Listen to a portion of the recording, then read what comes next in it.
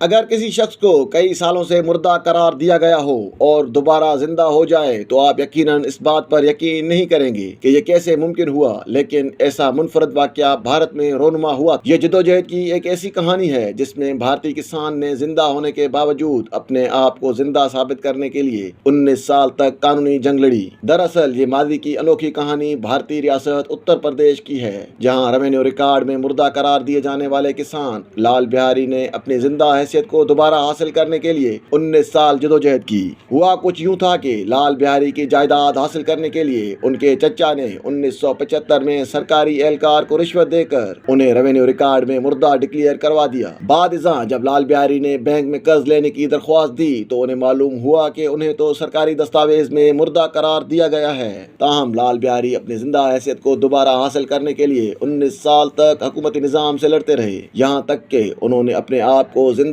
ثابت کرنے کے لیے ایک بار الیکشن بھی لڑا۔ بالآخر 1994 میں لال بہاری ایک طویل قانونی جنگ کے بعد اپنی مردہ حیثیت کو ختم کروانے میں کامیاب ہوئے۔ وہ 1975 سے لے کر 1994 تک ریونیو ریکارڈ میں مردہ ہی رہے۔ لال بہاری نے اپنی 19 سال کی جدوجہد کا معاوضہ طلب کرنے کے لیے الہ آباد ہائی کورٹ میں حکومت کے خلاف 25 کروڑ روپے کے ہرجانے کا دعویٰ کیا، لیکن اسے عدالت کے لکھنؤ بینچ نے مسترد کر دیا۔ حکومتی ریکارڈ میں اپنی زندہ حیثیت دوبارہ بحال کروانے کے بعد لال بہاری نے فیصلہ کیا کہ وہ اب ان لوگوں کی مدد کریں گے جن کو سرکاری دستاویز میں مردہ قرار دے کر ان کی جائیداد ہڑپ لی جاتی ہے۔ واضح رہے کہ لال بہاری کی جدوجہد پر 2021 میں بالی ووڈ کے آن جانے ہدایت کار ستیش گوشک نے فلم کاغذ بنائی تھی، جس میں اداکار پنکج ترپاٹھی نے ان کا کردار ادا کیا تھا۔